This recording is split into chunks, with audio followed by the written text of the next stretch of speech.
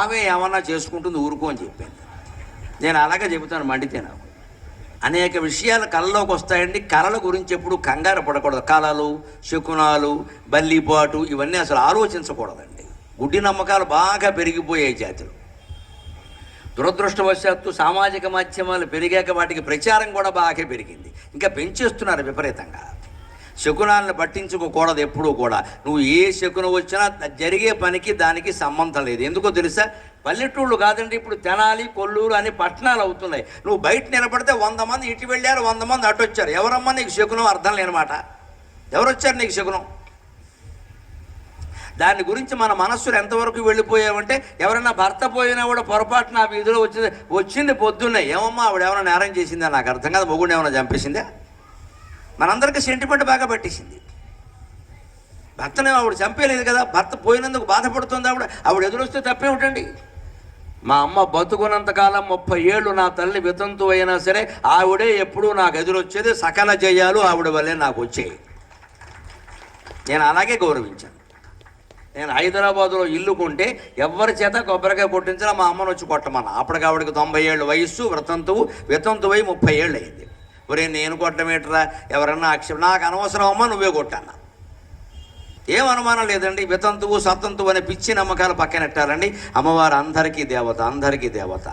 భర్త పోయారని, పిల్లలు లేరని, డబ్బులు లేవని, చదువు లేదని, అందంగా లేరని ఏ స్త్రీని అవమానించినా మీరు అమ్మవారిని అవమానించినట్టేనమ్మా. ముఖ్యంగా మహిళలే గుర్తుపెట్టుకోవాలి విషయాన్ని. మహిళలే గుర్తుపెట్టుకోవాలి. వాళ్ళు అందంగా లేరని, ఆరోగ్యం లేదని, లేదా పిల్లలు లేరని. ఎంతమంది ఏముంటే ఏంటి, పిల్లలు లేనప్పుడు ఈ సాగతీత అనవసరం అమ్మ. పిల్లలు ఉన్నవాళ్ళు ఏమో అంత గొప్ప సుఖంగా ఏం లేరు ఇక్కడ. పిల్లలు లేనివాళ్ళు అదృష్టవంతులు. నన్ను అడిగితే సుఖంగా జలసా చేయొచ్చు. భార్య భర్త శుభ్రంగా మొత్తం ఆస్ట్రేలియా నుంచి అండమాన వరకు తిరిగేయచ్చు.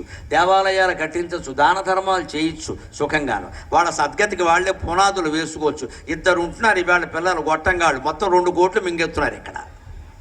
వీళ్ళ చదువులు, వీళ్ళ ఆరోగ్యాలు, వీళ్ళ డ్రెస్సులు ఇంత చేస్తే అది 16 ఏళ్ళకే ఓ ఫోన్ అట్టుకుంటుంది. మధ్య డాబా మీదకి వెళ్ళి మాట్లాడుతుంది. మనం కూడా వెళ్ళామంటే కోపపడుతుంది. ఎందుకు ఈ పిల్లలు పని లేక. 10 ఏళ్ళు వచ్చే వరకు కొడుకు తండ్రికి భయపడతాడు. వాడికి 20 ఏళ్ళు వచ్చాక తండ్రే కొడుకు భయపడుతున్నాడు. ప్రపంచంలో విచిత్రం ఇది. 10 ఏళ్ళ కొడుకు తండ్రికి భయపడతాడు. మా నాన్న ఒప్పుకోరు, మా నాన్న కొడతారు. వాడికి 20 ఏళ్ళు వచ్చేసరికి తండ్రి మా అబ్బాయి అబ్బో దెబ్బలాడతాడని మా అబ్బాయి. ఎంత విచిత్రం అండి. ఇంతవరకు వాడు మనకు భయపడ్డా, వాడికి 20 ఏళ్ళు రాగానే వాడికి మనం భయపడతాం. అంటే జ్ఞానం లేకపోవడం కారణం. జ్ఞానం ఉన్న తల్లిని, జ్ఞానం ఉన్న తండ్రిని ఏ కొడుకు, ఏ కూతురు, ఏ బంధువులు బెదిరించలేరండి. ఖచ్చితంగా ఉంటే ధర్మ మార్గంలో ఉండి, లేకపోతే బయటికి పో అని చెబుతాం స్పష్టంగా. వాళ్ళు ఎలా బెదిరిస్తారు మన పిల్ల పెద్దవాళ్ళు అయిన తర్వాత? ఎలా బెదిరిస్తారు? సాధారణంగా అడిగింది ఓపోతా, నేను ఇంట్లోంచి వెళ్ళిపోతా. పొమ్మనాడు ఎక్కడ పోతాడో, ఎన్నిసార్లు పోతాడో? ఓసారి పోతాడు, 2వ పోలేడు. ఇంకా మనకి బెంగ వచ్చేస్తుండే. వాడు వెళ్ళిపోతాట అని చెప్పేసి 15 ఏళ్ళ వాడికి బండిస్తున్నారమ్మా. వీడి కారణంగా, తప్పు డ్రైవింగ్ కారణంగా ఓ కుటుంబం మొత్తం వెళ్ళిపోయింది రోడ్డు మీద. వీడినే వదిలేసి ఉంటే ఎంత బాగుండేది. ఎలా ఇస్తారండి బండి 15 ఏళ్ళ వాడికి? మనమే చేస్తున్నాం ఈ పనులన్నీ. 10 ఏళ్ళు రాకుండా స్మార్ట్ ఫోన్ ఇస్తున్నాం. 3 ఏళ్ళు రాకుండా ఫోన్ ఇస్తున్నారండి. నేను రైల్లో చూస్తున్నా, ఆశ్చర్యపోతున్నా. తల్లి పక్కన పిల్లలు ఉంటుంది, నెలలు ఏడాది కూడా దాటలేదు, ఫోన్ ఇచ్చేస్తున్నారండి. ఫోన్ పైకి కిందికి జరిపేసి అమ్మాయి గొడవ అక్కడ. ఇంకా ఏడాది దాటలేదు. ఏడాది దాటిన పిల్లకి చేతిలో ఫోన్ ఇవ్వడం అంటేనమ్మా ఆ పిల్ల జీవితాన్ని నాశనం చేసేసినట్టే. తల్లి ఒళ్ళో కూర్చోబెట్టుకుని పాలు ఇవ్వాలి, కబుర్లు చెప్పాలి, పాటలు పాడాలి, రైల్లోంచి ఏదైనా చూపించాలి, లేదా పడుకోబెట్టి జో కొట్టాలి. కానీ ఫోన్ ఎలా ఇస్తారండి? పక్క ప్రేమికులంతా ఏమవుతారండి? మా పిల్ల వినదండి అంటే అప్పుడే ఏడాదికే వినడం మానేసింది.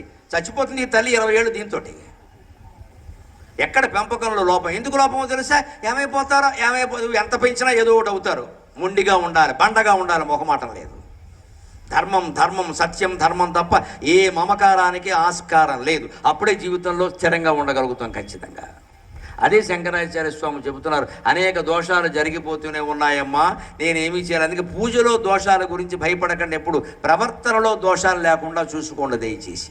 ఆకెట్టామా, పువ్వెట్టామా, అభిషేకం సరిగ్గా చేసామా లేదా, పాలు పోసామా, పెరుగు పోసామా, ఎవరికి కావాలండి శివుడికి? ఇవన్నీ మన ప్రవర్తనలో దోషం లేకుండా చూసుకోవాలి మనం. అది కావాలి. అందుకే ఏం చెబుతారంటే, నా ఆరాధితాసి విధినా వివిధోపచారై.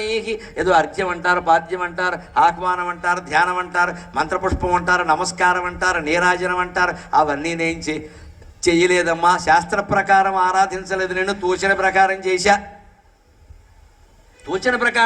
కానీ రూక్షం పరుషే కృతం నృతం వచోభిహి, రకరకాల తిట్లతో మాటలతో ఎంతో మందిని అవమానించానమ్మా, ఇబ్బంది పెట్టానమ్మా, కఠినంగా మాట్లాడానమ్మా.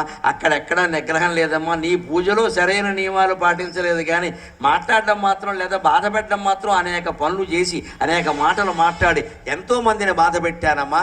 అయినా నువ్వు నన్ను కాపాడుతున్నావు అంటే ఇంత జరిగిన అశ్యామే త్వమైవ కృపమయ్యనాథే దత్సే కృపాం అంబ తవైవ సముచితం తవైవ. ఇన్ని పాపాలు చేసినా సరే నన్ను కాపాడుతున్నావు అంటే నిన్ను మించినటువంటి జగన్మాత ఎవరైనా ఉంటారా? అంతటి భక్తితో ఆరాధన చెయ్యాలి మనం అమ్మవారిని. ఎప్పుడు అశ్రద్ధ పనికిరాదు. ఆరాధన విషయంలో చేయవలసింది ఏదో చేస్తాం, కానీ శాస్త్ర ప్రకారం చేయలేదు, అనుకున్న ఆకులన్నీ పెట్టలేదు. ముఖ్యంగా నవరాత్రుల్లో పెద్ద సెంటిమెంట్లు ఉంటాయి. ఎందుకంటే 9 రోజులు 9 అలంకారాలు, 9 దేవతలు, 9 రకాల వస్త్రాలు, 9 రకాల పిండి వంటలు, అంతే కదా. ఏదో ఓ రోజు పులగం నైవేద్యం, ఓ రోజు పులిహోర నైవేద్యం, ఓ రోజు ఏదో పాయసం నైవేద్యం, రకరకాలుగా ఉంటాయి.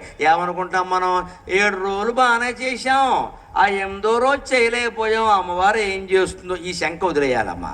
నువ్వు పెట్టే పాయసం కందిపప్పు పెసరపప్పు ఆవిడకి అక్కర్లా. ఆవిడకేమో రేషన్ బియ్యం కోసం కూర్చునే రేషన్ కార్డు కాదు అది. ఆవిడ మనకి ఇవే శంకలు ఎంతసేపు, అది పెట్టలేదు ఇది పెట్టాం, ఇది పెట్టలేదు అది పెట్టాం, ఏమీ పెట్టక్కల. పెట్టవలసిన మనస్సు ఆవిడ పాదాల మీద పడితే మొత్తం భక్తితో మనం చేసినట్టే లెక్క.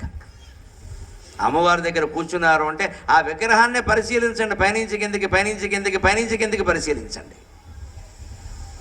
ఇంకో మాట చెబుతున్నారు శంకరాచార్య. సాధారణంగా మనం ఎప్పుడు ప్రార్థిస్తామండి దేవుణ్ణి, మామూలుగా ఏదో రోజు చేసేస్తామండి. సుఖంగా ఉన్నవాళ్ళు వాళ్ళు చేసే పూజలు ఎలా ఉంటాయి చూడండి. సుఖంగా ఉన్నవాళ్ళు రోజు సంధ్యావందనాలు పూజలు ఎలా చేస్తారంటే టెక్నికల్గా చేస్తారు, యాంత్రికంగా. కానీ ఒక్క దెబ్బ తగిలిందనుకోండి, ఏదైనా ఇంట్లో ఎవరికో అనారోగ్యమో లేకపోతే ఏదో పెళ్ళి చెడిపోవడమో, పిల్లకి అల్లుడికి ఏదో విడాకులు గొడవలు రావడమో, కొడుక్కో కోళ్ళకో అనారోగ్య భక్తి వచ్చేస్తుంది మనకి.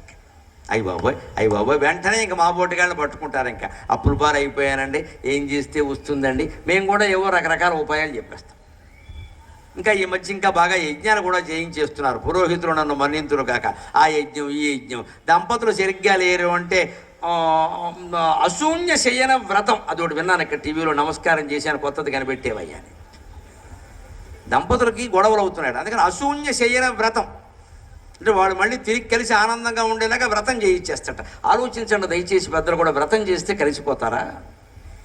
నేను ఒక ఆధ్యాత్మికవేత్తగా మడలో కండువా వేసుకుని మాట్లాడుతున్నానండి, వ్రతం చేస్తే కలిసిపోతారా? కొడుకుని కోడల్ని కూర్చోబెట్టి మాట్లాడొద్దా? అసలు తేడాలు ఎక్కడొస్తున్నాయో తెలుసుకోవద్దా? అందుకని ఓ వ్రతం ఎవడో వస్తాడు, ఓ స్వామీజీయో గురువు గారు ఎవరో వస్తారు. 1000 మంది దంపతుల చేత మేము చేయిస్తాం వ్రతం, ఒక్కోళ్ళు 10,000 కట్టమని అంటారు. ఆ తర్వాత స్వామీజీయే పెళ్లి చేసుకుంటాడు, దంపతులు అవుతారు, వారు అన్యోన్యంగా ఉంటారు. ఎందుకంటే 10 కోట్లు వచ్చేవారికి. మొత్తం 1000 × 10,000 లెక్కేసుకోండి. వీళ్ళేం కలవరు. పైగా వ్రతం చేశాక కూడా 10,000 ఇచ్చాక కూడా వ్రతం చేశాక కూడా మా వాళ్ళు మామూలుగానే ఉన్నారు అంటే పూర్వజన్మ దోషం అమ్మ. మరి 10,000 పుచ్చుకోకుండా చెప్పొచ్చు కదా ఈ విషయాన్ని. చెప్పడం పెద్ద నాటకం. ఏమన్నా అంటే పూర్వజన్మ మనకేది తెలియదు కాబట్టి. ఎందుకు వచ్చిందండి ఈ మాయలో పడ్డం అసలు? దానికి శంకరాచార్య చక్కని ఉపాయాన్ని ఈ స్తోత్రంలో చెబుతున్నారు. ఏమిటో తెలుసా? ఆపత్సుమగ్న స్మరణం త్వదీయం. అమ్మా, ఆపద వచ్చినప్పుడు మాత్రమే నిన్ను ప్రార్థిస్తాం, మాకు అంతకంటే చేత కాదు, ఏం చేసినా మంచిది అన్నాడు. దానికి లాజిక్ నేను చెప్పాను కదా, ఈయన మించిన లాయర్ లేడు, పెద్ద లాయర్ ఈయన. బాగా వాదిస్తాడు మన తరఫునే, దేవుడి తరఫున కాదు మన తరఫున వాదిస్తాడు ఆయన. తప్పు అన్నాము, నువ్వు అనడానికి వీలేదు. మేము ఆపద వచ్చినప్పుడే గుళ్ళోకి వస్తాం, అప్పుడే దండం పెడతాం, సుఖంగా ఉంటే రావు, అయినా నువ్వు కాపాడవలసిందే అంటే అమ్మవారు ఏముంటుంది? అదేమిటిరా, ఆపదలు తీరాక గుళ్ళోకి రావడం మానేస్తావా? నేను ఒక్కతనే కూర్చోవాలా గుళ్ళో? సంపదలు ఉన్నప్పుడు కూడా రావచ్చు కదా అంటే ఆయన ఉపాయం చెబుతున్నారు. ఆయన లేదమ్మా నేను చెప్పేది నిజమే. ఆపత్ సుమగ్నక స్మరణం తదీయం కరోమి దుర్గే కరుణార్ణవే శివే. ఆపత్ సుమగ్నక స్మరణం త్వదీయం కరోమి దుర్గే కరుణార్ణవే శివే.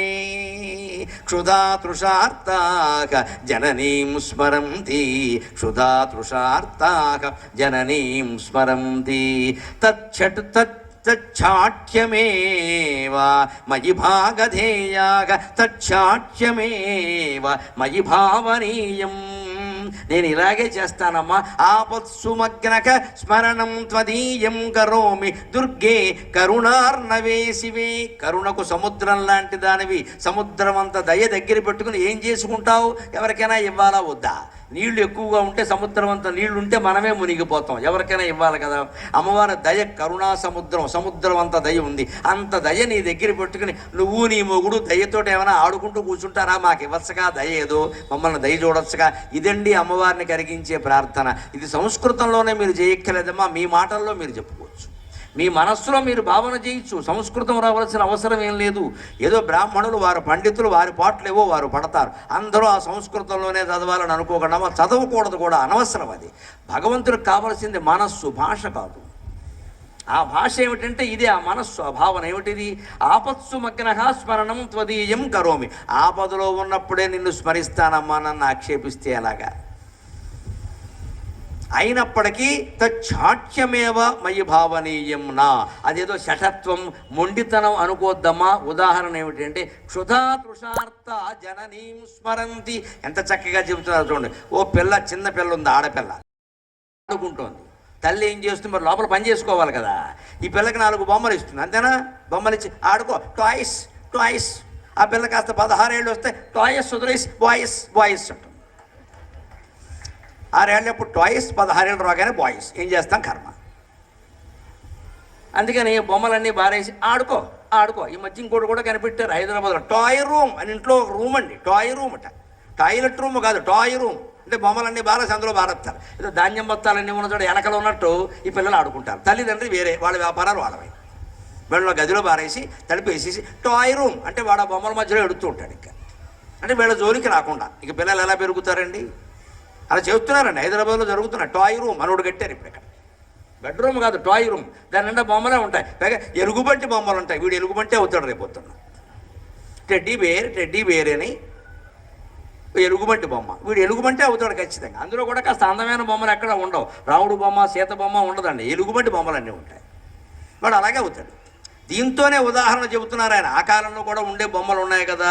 చిన్నపిల్ల ఉంది, 2 ఏళ్ల పిల్ల, ఆడుకుంటూ ఉంటుంది. ఏవో బొమ్మలు ఉంటాయి, బొమ్మలతో ఆడుకుంటూ ఉంటుంది. పిల్లలు ఎంతసేపు ఆడుకుంటారో గమనించండి. తల్లి లోపల వంట పనిలో ఉంది, తండ్రి ఏదో సెలవైనా ఇంట్లో ఉండొచ్చు, ఆయన పనిలో అయినా లేదా బయటికి వెళ్ళాడు, ఏదో జరిగింది. ఈ పిల్ల ఆడుకుంటూ ఎంతవరకు ఆడుకుంటుందండి మీరు గమనించండి. పొద్దున్న 9ంటికి ఆ పిల్లకి బొమ్మలు ఇస్తే 10 వరకు ఆడుకుంటుంది, పర్వాలా. అద్దీ సీది పెట్టి నానా గొడవ చేసి ఏదో మొత్తం నడిపించి కీ నొక్కి రిమోట్ కంట్రోల్ చేసి ఏదో నడిపిస్తుంది. కాసేపటికి ఆ పిల్లకి ఆకలి వేసింది అనుకో, దాహం, క్షుధ, ఆకలి కానీ తృషార్త, దాహం కానీ వేసింది అనుకో, వెంటనే ఏం చేస్తుంది? ఈ బొమ్మలన్నీ అవతల బారేసింది, అమ్మా అని మొదలెడుతుంది.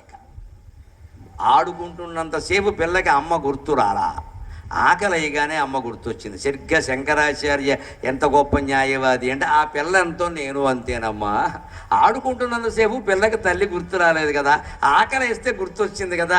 సుఖాల్లో ఉన్నంతసేపు నాకు నువ్వు గుర్తు రాలేదమ్మా, కష్టం రాగానే గుర్తొచ్చావు, నన్ను ఏం చేయమంటావు అంటాడు ఆయన. ఇది ఆచార్య స్వామి వాదన. లాయర్ అంటే ఆయన, అందుకే నేను లాయర్ల భాష వాడా. అంతకు మించిన న్యాయవాది ఉండడు. న్యాయాన్ని వాదించడం అంటే దాన్ని న్యాయమని ఒప్పించాలి కదా ఎదుటివాడిని. దానికి తగిన తర్క పరిజ్ఞానం ఉండాలి. అంటే న్యాయవాదులుగా తర్కశాస్త్రం నేర్పుతారు ఖచ్చితంగా. తర్కం తెలిస్తే కానీ వాళ్ళు వాదించడం కర్కశులు అంటారు వాడిని. అసలు లాజిక్ అంటారు దాన్ని. హేతు పద్ధతి పెట్టుకుంటారు. ఇలా జరిగిందంటే అలా జరిగిందంటే చూడండి, ఏది జరిగే అవకాశం ఉందా అంటారు. వెంటనే జరిగే అవకాశం ఉందా అంటారు. ఆ తర్కం ప్రకారం జడ్జి గారు కాదు ఎవరైనా ఒప్పుకోవలసింది. ఇప్పుడు శంకరాచార్య గొప్ప న్యాయవాది. ఆయన ఏమంటారు? చిన్నపిల్లల్ని చూడండి, ఆడుకున్నంతసేపు ఆడుకుంటారు, ఆకలిగానే ఏం చేస్తారు? ఈ బొమ్మలన్నీ తన్నేసి అమ్మా అంటాడు. వెంటనే తల్లి వచ్చి, నాన్న అన్న ఏమిటో పని లోబడి మర్చిపోయానరా, దానా అన్న పాలు ఇవ్వడము, అన్నం తినేవాడైతే అన్నం పెట్టడం, ఏదో ఒకటి చేస్తుంది. సరిగ్గా మన జీవితంలో కూడా మనం గుర్తుపెట్టుకోవాలి. మన జీవితాలు, మన సంసారాలన్నీ బొమ్మలాట్లే, అనుమానం వెళ్ళా. భార్య ఓ బొమ్మ, భర్త ఓ బొమ్మ, పిల్లలు అంతకంటే బొమ్మలు. ఈ వస్తువులు వాహనాలు అన్నీ బొమ్మలాగా ఈ సంసారాల్లో పడి కొట్టుకుంటూ ఉంటాం. ఎప్పుడో విసుగొస్తుందండి. ఇలాంటి ప్రవచనాలు వినడం వల్ల ప్రధాన ప్రయోజనం ఏమిటి అంటే, ఇవాళ మీ మనస్సులోకి ఎక్కినా ఎక్కకపోయినా, మీరు ఆచరించినా ఆచరించకపోయినా, ఈ ప్రవచన ప్రభావం ఈ జీవితం కాదమ్మా, జన్మలు వెంటాడి తీరుతుంది. అనుమానం ఏం లేదు, వెంటాడుతుంది ఖచ్చితంగా.